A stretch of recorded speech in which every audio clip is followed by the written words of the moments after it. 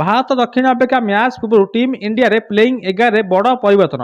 ଅଭିଷେକ ଶର୍ମା ନୁହେଁ, ଖେଳିବେ ଏହି ଖେଳାଳି। ଟିମ୍ ହେଲେ ବାହାର ଆଉ କିଏ ଖେଳିବେ ଭିତରେ ଚାଲନ୍ତୁ ଜାଣିବା। ତା ପୂର୍ବରୁ ଚ୍ୟାନେଲ ସବସ୍କ୍ରାଇବ୍ କରନ୍ତୁ। ଦର୍ଶକ ବନ୍ଧୁ, ଆଜି ଫେବୃଆରୀ 22 ତାରିଖ ଆଇସିସି ଟି20 ବିଶ୍ୱକପ୍ 2026ର ସୁପର 8ରେ ଭାରତ ଦକ୍ଷିଣ ଆଫ୍ରିକା ସହିତ ମୁକାବିଲା କରିବ।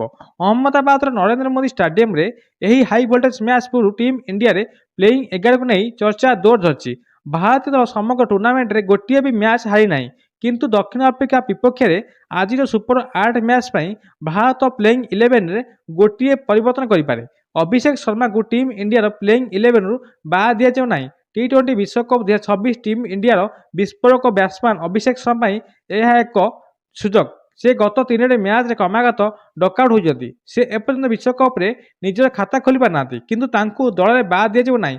ସୂର୍ଯ୍ୟ ଯାଦବ ଅଧିନାୟକ ଭାବରେ ଭାରତର ସେ କହିଛନ୍ତି ଯେ ଅଭିଷେକ ଶର୍ମାଙ୍କୁ ଦକ୍ଷିଣ ଆଫ୍ରିକା ମ୍ୟାଚ୍ରେ ସୁଯୋଗ ମିଳିବ ଏବଂ ତାପରେ ପରେ ଅଭିଷେକ ଶର୍ମା ପରେ ଇଶାନ କିଶାନ ଓ ହାର୍ଦ୍ଦିକ ପାଣ୍ଡ୍ୟା ଶିବମ ଦୁବେ ଖେଳିବେ। ଜସପ୍ରୀତ ବୁମରା ଅର୍ଶଦୀପ ସିଂ ଖେଳିବେ। ସ୍ପିନ୍ରେ ବରୁଣ ଚକ୍ରବର୍ତ୍ତୀ ଓ ଅକ୍ଷୟ ପଟେଲ ଖେଳିବେ। ଟିମ୍ ଇଣ୍ଡିଆରେ ଅକ୍ଷୟ ପଟେଲଙ୍କ ସ୍ଥାନରେ ଖେଳିବେ ୱାଶିଂଟନ ସୁନ୍ଦର।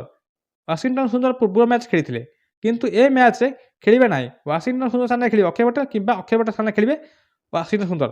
ଏବେ ସ୍ପଷ୍ଟ ହୋଇନାହିଁ, କିନ୍ତୁ ଯାହା ଜଣାପଡ଼ୁଛି ୱାଶିଂଟନ ସୁନ୍ଦରକୁ ବସାଯିବ ଏବଂ ଅକ୍ଷୟ ପଟେଲ ଖେଳାଯିବ। ଭାରତ ଦଳ ବୋଲିଂରେ ପରିବର୍ତ୍ତନ ହେବ। ଟିମ୍ ଇଣ୍ଡିଆରେ ଚାଲନ୍ତୁ ଜାଣିବା ଏବେ ଭାରତ ଦଳରେ କିଏ ସ୍ଥାନ ପାଇବେ ଏବଂ କିଏ ସ୍ଥାନ ପାଇବେ ନାହିଁ।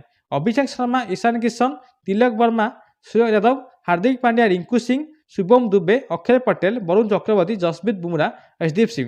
ଚାଲନ୍ତୁ ଆଉ ଜାଣିବା। ଅଭିଷେକ ଶର୍ମା, ଇଶାନ କିଶନ, ତିଲକ ବର୍ମା, ସୂର୍ଯ୍ୟ ଯାଦବ, ହାର୍ଦ୍ଦିକ ପାଣ୍ଡ୍ୟା, ରିଙ୍କୁ ସିଂ, ଶିବମ ଦୁବେ, ଅକ୍ଷୟ ପଟେଲ, ବରୁଣ ଚକ୍ରବର୍ତ୍ତୀ, ଜସପ୍ରୀତ ବୁମରା, ଅର୍ଶଦୀପ ସିଂ ଭଳି ଖେଳାଳି ଆଜିର ଭାରତୀୟ ଦଳରେ ସ୍ଥାନ ପାଇବେ ଏବଂ ବହୁ ହାଇ ଭୋଲ୍ଟେଜ୍ ମ୍ୟାଚ୍ ଖେଳାଯିବ ଦକ୍ଷିଣ ଆଫ୍ରିକା ସାଥିରେ।